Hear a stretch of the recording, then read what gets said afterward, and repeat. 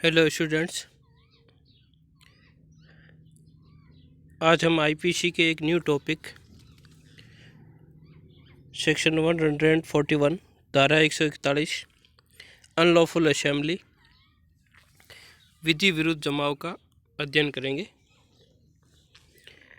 IPC में chapter 8 अध्याय 8 में लोक प्रशांति के विरुद्ध अपराधों के बारे में बताया गया है। Offences against the public tranquillity,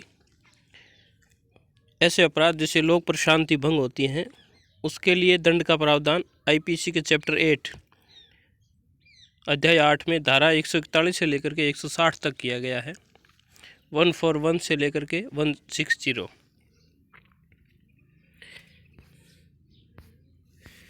मुख्य टॉपिक आता है अनलॉफुल असेंबली 141 विधि विरुद्ध जमाव। सामान्यतः कि असेंबली का मतलब होता है कि कोई भी व्यक्ति है जो असेंबल होते हैं, एक जगह इकट्ठे होते हैं, हो सकते हैं शादी समारोह में, फंक्शन में व्यक्ति असेंबल होते हैं तो वो क्या कहलाती है? असेंबली कहती है। लेकिन वही असेंबली अनलॉफुल कब बन जाती है? ऐसा जो जमा हुआ है वो विधि विरुद्ध कब है? यदि वो जमा विधि विरुद्ध है तो अपराध होगा, अन्यथा अपराध नहीं होगा। तो धारा 141 के अनुसार कोई भी असेंबली अनलॉफुल तब मानी जाएगी जब वे अर्थात 5 या 5 से अधिक व्यक्तियों का जमाव, assembly 5 and more than 5 people, 5 या 5 से अधिक व्यक्तियों का कोई जमाव है और उन सब का कॉमन ऑब्जेक्ट है, उन सब का सामान्य उद्देश्य है। जो 5 या 5 से अधिक व्यक्ति थे जो जमा हुआ है उन सब का एक ही कॉमन ऑब्जेक्ट है। जिस ऑफेंस को करने के लिए वो जमाव गठित हुआ है उन सब का जो कॉमन ऑब्जेक्ट था उस कॉमन ऑब्जेक्ट को आकर्षण में उसको आगे बढ़ाते हुए 5 जो इसमें तत्व दिए गए हैं उनमें से कोई अपराध कारित करता है, इन अपराधों के लिए इन असेंबली का गठन हुआ है तो वो अनलॉफुल असेंबली होगी। सामान्य शब्दों में 5 या 5 से अधिक व्यक्ति और 5 ही उनके सामान्य उद्देश्य, उनके लिए वो असेंबली गठित होती है तो वो अनलॉफुल असेंबली होगी। 5 या 5 से अधिक व्यक्ति और 5 ही उसके कॉमन ऑब्जेक्ट, सामान्य उद्देश्य। तो पहला उद्देश्य क्या होगा? ऐसी जो 5 या 5 से अधिक व्यक्तियों की जो अनलॉफुल असेंबली हुई है उसका सामान्य उद्देश्य, कॉमन ऑब्जेक्ट क्या है? फर्स्ट कि वो सेंट्रल गवर्नमेंट या स्टेट गवर्नमेंट या पार्लियामेंट या किसी स्टेट का जो विधान मंडल है, लेजिस्लेटर है स्टेट का, या कोई पब्लिक सर्वेंट है जो अपनी पावर को, लॉफुल पावर को यूज़ कर रहा है, उससे क्रिमिनल फोर्स के द्वारा आतंकित करना या आपराधिक बल के प्रदर्शन के द्वारा उसे डराना धमकाना। तो ये जो 5 से अधिक व्यक्तियों का समूह है इसका कॉमन ऑब्जेक्ट क्या होता है? 5 में से कोई भी हो सकता है। तो पहला कॉमन ऑब्जेक्ट उसका ये है कि वो केंद्र सरकार, राज्य सरकार, संसद, ये राज्य का कोई विधानमंडल है या लोक सेवक है जो अपनी विधिपूर्ण शक्ति का प्रयोग कर रहा है, लॉफुल जो पावर इसको यूज़ कर रहा है, उसको क्रिमिनल फोर्स के द्वारा आतंकित करना, प्रदर्शित करता है, तो वो असेंबली अनलॉफुल हो जाती है। आपराधिक बल का मतलब आईपीसी में 350, 351 में बताया गया है कि क्रिमिनल फोर्स क्या होगा। दूसरा इसका तत्व आता है कि किसी विधि के या किसी वैध आदेशिका के निष्पादन का प्रतिरोध करना। ये जो 5 या उससे अधिक व्यक्तियों की असेंबली है वो क्या करती है? दूसरा इसका कॉमन ऑब्जेक्ट है कि कोई लॉ है, एनी लॉ या एनी लीगल प्रोसेस, कोई लॉ है या लीगल प्रोसेस है उसको क्या करना? प्रतिरोध करना, एग्जीक्यूशन को, रेस्ट्रिक्ट दी एग्जीक्यूशन। तो ऐसी कोई लॉ या उसका लीगल प्रोसेस है उसको क्या करता है? वो रोकता है, प्रतिरोध करता है। ये जो 5 या 5 से अधिक व्यक्ति है जो किसी कानून का एग्जीक्यूशन हो रहा है उसको प्रतिरोध करते हैं, उसका विरोध करते हैं, या कोई न्यायालय के द्वारा कोई प्रोसेस, आदेशिका निकाली गई है जैसे सम्मन है, वारंट है, कुड़की है, उद्घोषणा है, उस आदेशिका के निष्पादन का ये क्या करते हैं? विरोध करते हैं, तो वो अनलॉफुल असेंबली हो जाएगी। तीसरा इसमें आता है कि ये जो 5 या 5 से अधिक व्यक्ति हैं ये क्या करते हैं? कोई मिसचिफ, रिष्टी आपराधिक अत्याचार, क्रिमिनल ट्रेसपास या एनी अदर ऑफेंस या इसके जैसा ही कोई अन्य अपराध करता है तो वो अनलॉफुल असेंबली होगी। वो मिसचीफ करता है। मिसचीफ की परिभाषा अपराध 425 आईपीसी में बताया गया है कि कोई ऐसी कार्य किया जाता है जिससे किसी को नुकसान हो, क्षतिकारित हो, तो मिसचीफ है, या उसकी उपयोगिता कम हो जाए तो वो रिष्टि का अपराध है। और आपराधिक अत्याचार का मतलब है अवैध तरीके से किसी के घर में, निवास स्थान पे ट्रेसपास करना, प्रवेश करना, या ऐसे ही जो अपराध है दो धारा 141 से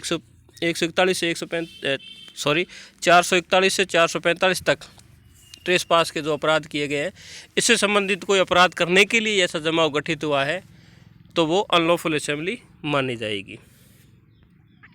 उसी तरह फोर्थ जो इसका कॉमन ऑब्जेक्ट है, सामान्य उद्देश्य है, कि वो क्या करता है आपराधिक बल के द्वारा या प्रदर्शन के द्वारा, जो क्रिमिनल फोर्स है उसके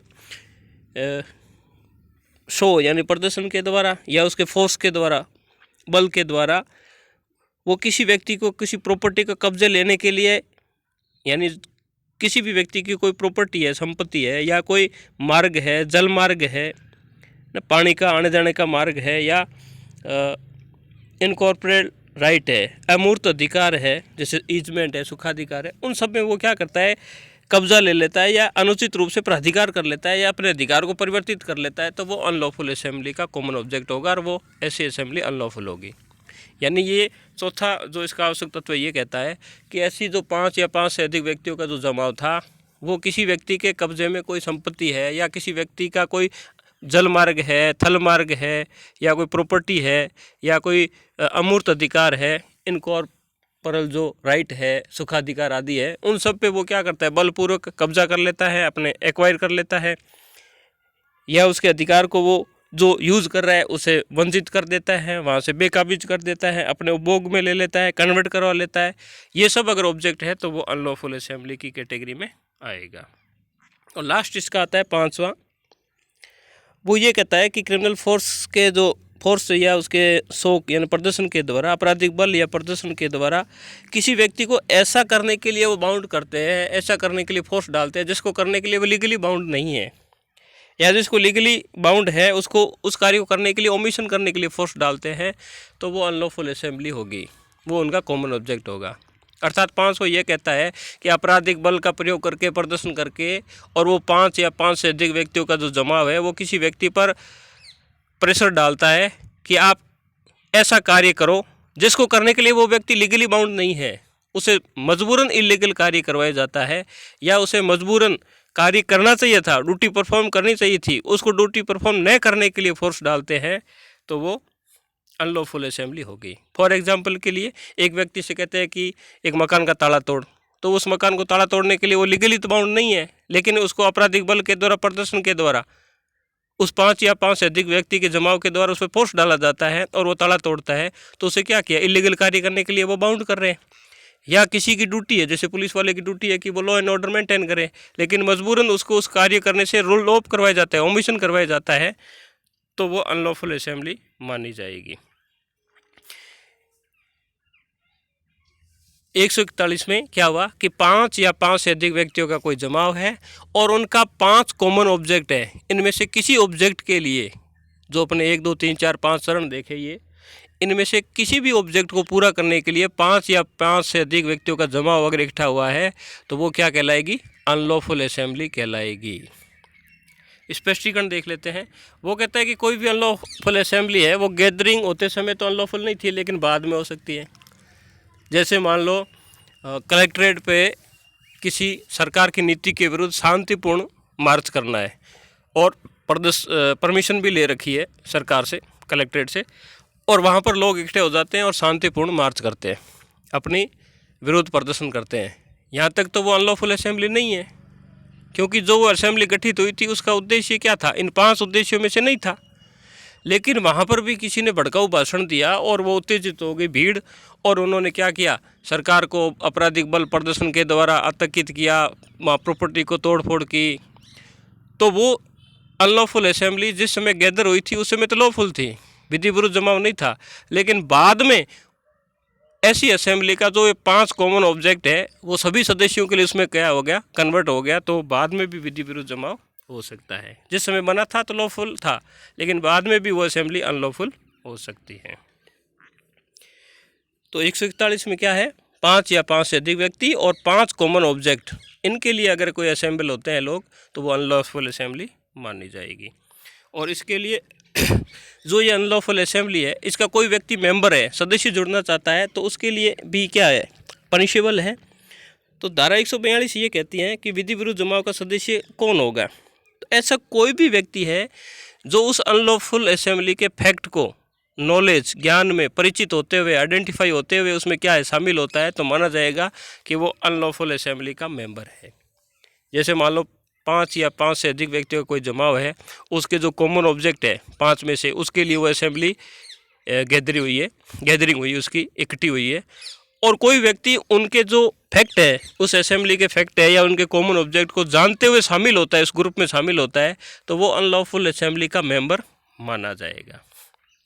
और वो व्यक्ति सेक्शन 149 के अनुसार उसी प्रकार दायी होगा मानो वो कार्य अकेले ने किया हो। फिर उस जमाव के द्वारा कोई भी अपराध किया जाता है, उसके लिए उसके सदस्य समान रूप से लायबल होंगे, ऐसे माने जाएंगे कि वो कार्य उन्होंने अकेले ही किया हो।